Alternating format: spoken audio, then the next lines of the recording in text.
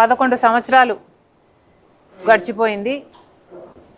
కానీ ఇప్పటి వరకు అమరావతి రాజధానికి ఒక రూపం లేదు. ఎక్కడ చూసినా పిచ్చి మొక్కలే ఉన్నాయి. ఎక్కడ భవనాలు కనిపించడం లేదు. 217 స్క్వేర్ కిలోమీటర్స్ గాను కనీసం 1 కిలోమీటర్లో అయినా డెవలప్మెంట్ జరగలేదు.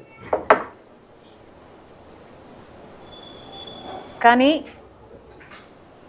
ఈ 54,000 ఎకరాలలో మొత్తం డెవలప్మెంటు జరిగిపోయినట్టే,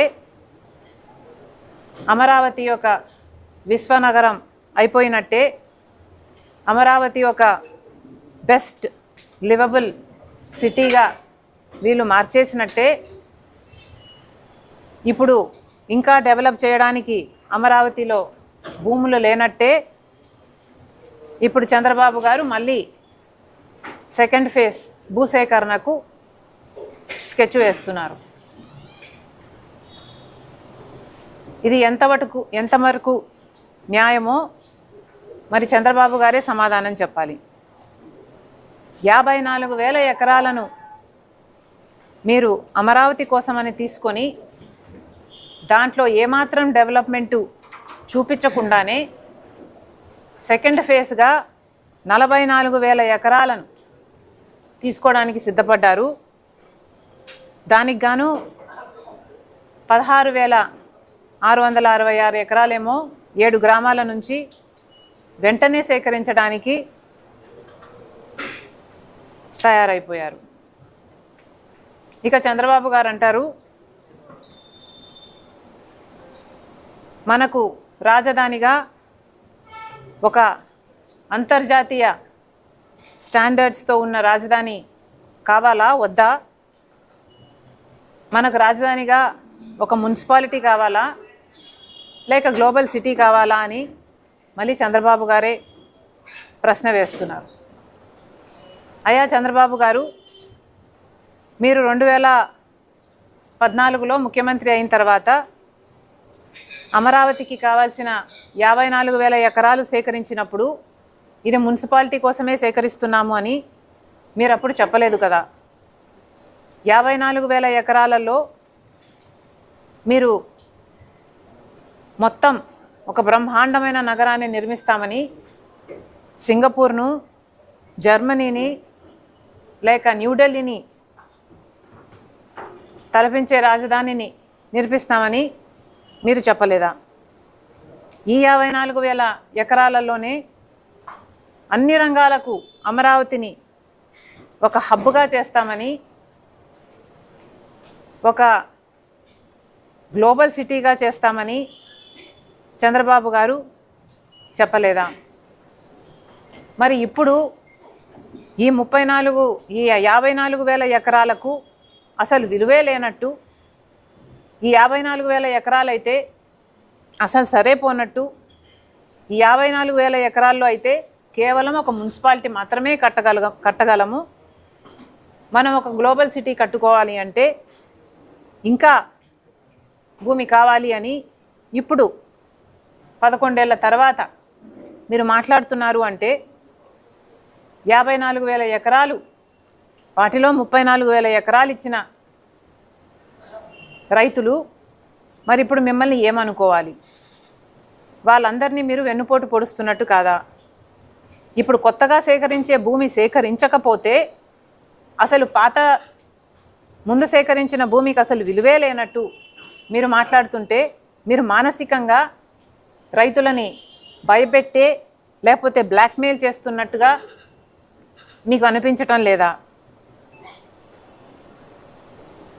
చంద్రబాబు గారు సమాధానం చెప్పాలి. అసలు చంద్రబాబు గారు ముఖ్యంగా సమాధానం చెప్పాల్సింది 54,000 ఎకరాలు ఫస్ట్ ఫేజ్లో భూమి సేకరించారు. అందులో మెజారిటీ 34,000 ఎకరాలు సంబంధించి రైతుల దగ్గర నుంచి మీరు తీసుకున్నారు. ఇంకో 20,000 ఎకరాలు ప్రభుత్వ భూములు ఉన్నాయి. మరి ఈ భూమి అంతటిని ఏం చేశారు? మొన్న నారాయణ గారు అయితే ఒక ఇంటర్నల్ మీటింగ్లో ఫస్ట్ ఫేజ్లో సేకరించిన 54,000 ఎకరాలకు గాను ఇప్పుడు మిగిలింది కేవలం ఒక 700 ఎకరాలు మాత్రమే అని చెప్పారట. 54,000 ఎకరాలు ఏమైనట్టు? అసలు రిటర్నబుల్ ప్లాట్లుగా ఈ 54,000 ఎకరాలలో మళ్ళీ రైతులకి ఎంత ఇచ్చారు?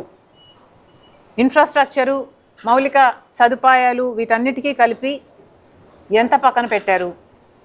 ప్రభుత్వ అవసరాల కోసమో లేక ప్రభుత్వ వ్యవస్థల కోసమో ఎంత కేటాయించారు? ఇక ప్రైవేట్ రంగంలో ఎవరికి ఎంత కేటాయించారు? ఈ సంస్థలన్నిటికీ కలిపి ఎంత పెట్టుబడులు ఎక్స్పెక్ట్ చేస్తున్నారు? ఎంత పెట్టుబడులు ఎక్స్పెక్ట్ చేసి వీళ్ళకి ఆ భూములను కేటాయించడం జరిగింది? మీరు చేసిన కేటాయింపులకు గాను ఎన్ని ఉద్యోగాలు వస్తాయి? మీరు చేసిన కేటాయింపులకు గాను ఏడాదికి ఎంత బిజినెస్ జరుగుతుంది? యాన్యువల్ రెవెన్యూ ఎంత? మీరు చేసిన కేటాయించిన ఈ భూముల కంపెనీలు ఏవైతే ఉన్నాయో వాటి గ్రోత్ పొటెన్షియల్ ఎంత? అసలు ఈ వివరాలన్నీ ఎక్కడున్నాయి?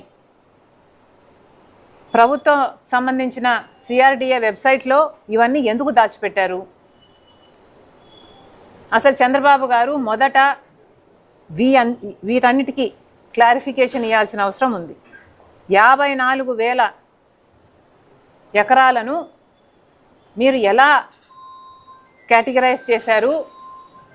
ఎంత భూమి యాక్చువల్గా మిగిలింది? వీటిల్లో ఎంత కేటాయింపులు చేశారు?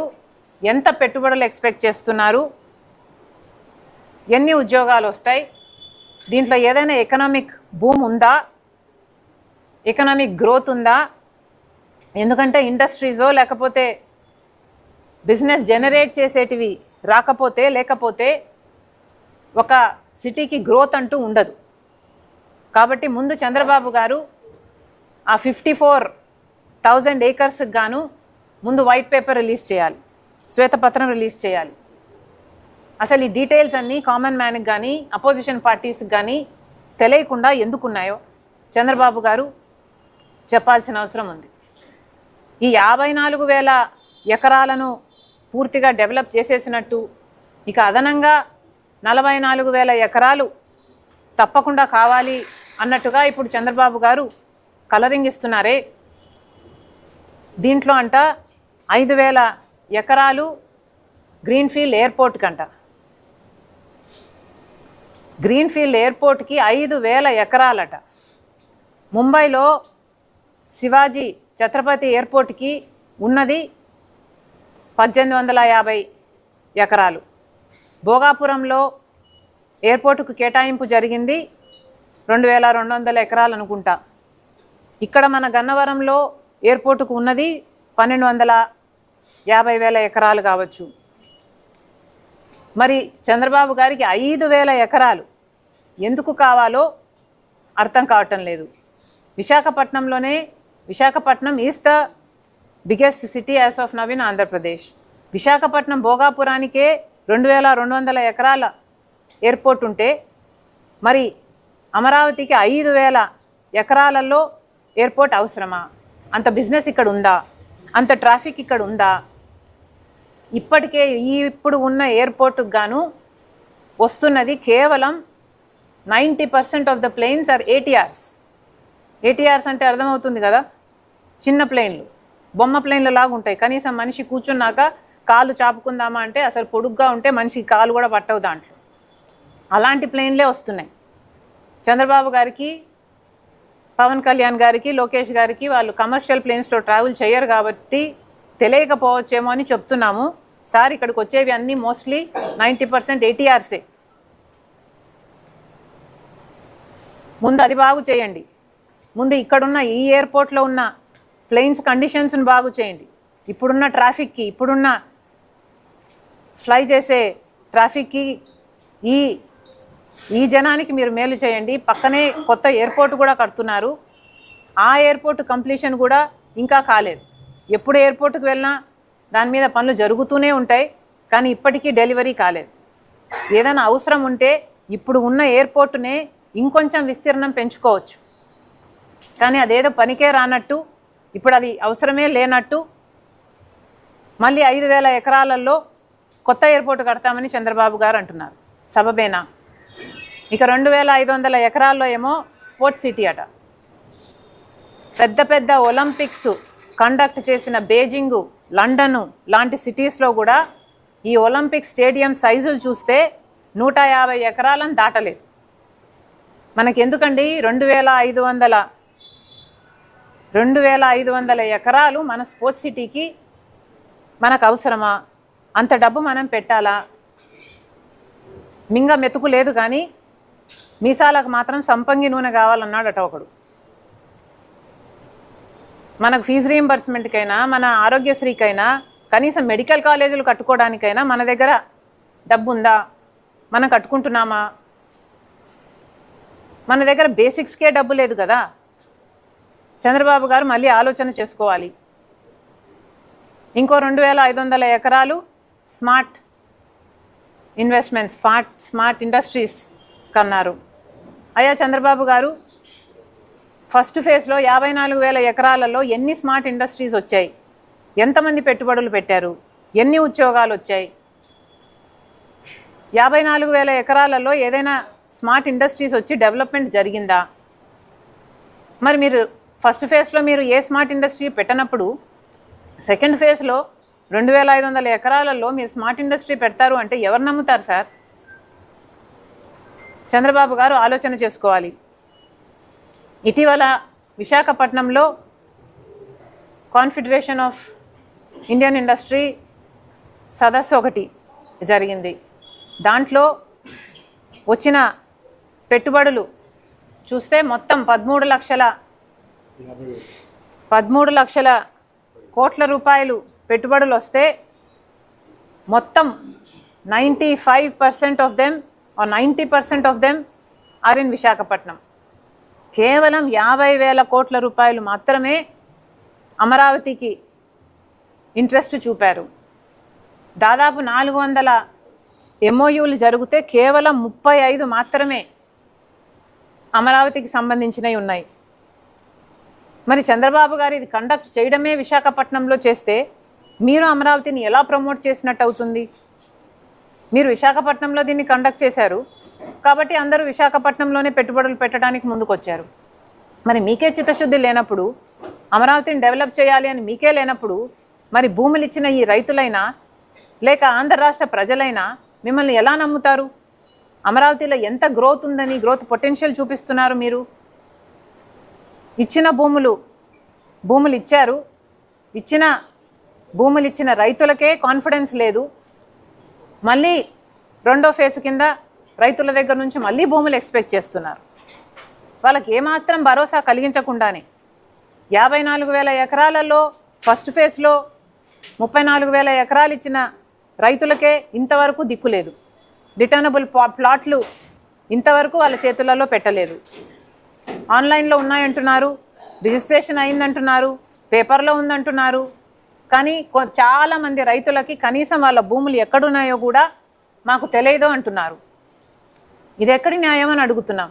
కనీసం ఆ భూములు ఇన్ఫ్రాస్ట్రక్చర్, కనీసం బేసిక్ ఇన్ఫ్రాస్ట్రక్చర్ అయిన రోడ్లు, ఎలక్ట్రిసిటీలు, గట్రాలు వాళ్ళకు తయారు చేసి ఆ భూములు ఇదిగో మీ భూములు అని 11 ఏళ్ళగా వాళ్ళ చేతుల్లో పెట్టింది లేదు. 11 ఏళ్ళగా వాళ్ళు ఎదురు చూస్తూనే ఉన్నారు.